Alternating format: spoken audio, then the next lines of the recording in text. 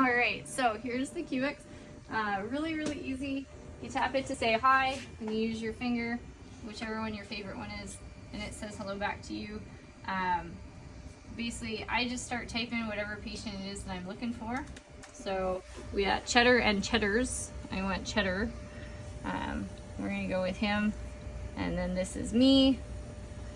And then, oh, it didn't get plugged in, so I'm just gonna add an item. So if it ever doesn't get plugged in, that happens to me a lot because I am not patient. So we're gonna make him nice and sleepy. We're gonna get some decks, and he's a little guy, so he doesn't need a whole lot. So I just do that, and I'm gonna tell it, give it to me. And it pops up. I have all of my syringes and everything over here.